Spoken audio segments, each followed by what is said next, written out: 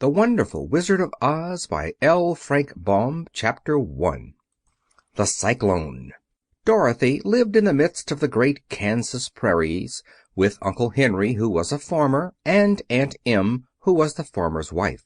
Their house was small, for the lumber to build it had to be carried by wagon many miles. There were 4 walls, a floor, and a roof, which made one room, and this room contained a rusty-looking cook stove, a cupboard for the dishes, a table, 3 or 4 chairs, and the beds. Uncle Henry and Aunt Em had a big bed in one corner, and Dorothy a little bed in another corner. There was no garret at all, and no cellar, except a small hole dug in the ground called a cyclone cellar, where the family could go in case one of those great whirlwinds arose, mighty enough to crush any building in its path. It was reached by a trap-door in the middle of the floor, from which a ladder led down into the small dark hole.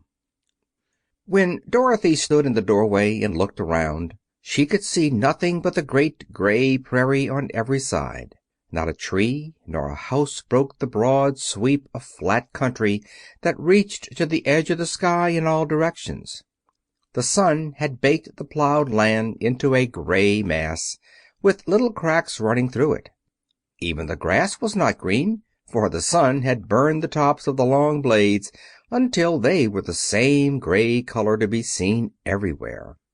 Once the house had been painted, but the sun blistered the paint and the rains washed it away, and now the house was as dull and gray as everything else. When Aunt Em came there to live, she was a young, pretty wife. The sun and wind had changed her, too. They had taken the sparkle from her eyes and left them a somber gray. They had taken the red from her cheeks and lips, and they were gray also. She was thin and gaunt, and never smiled now. When Dorothy, who was an orphan, first came to her, Aunt Em had been so startled by the child's laughter that she would scream and press her hand upon her heart whenever Dorothy's merry voice reached her ears, and she still looked at the little girl with wonder that she could find anything to laugh at.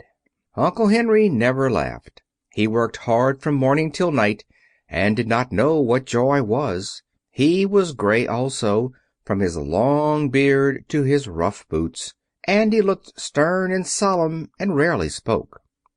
It was Toto that made Dorothy laugh, and saved her from growing as gray as her other surroundings. Toto was not gray. He was a little black dog with long silky hair and Sample complete. Ready to continue?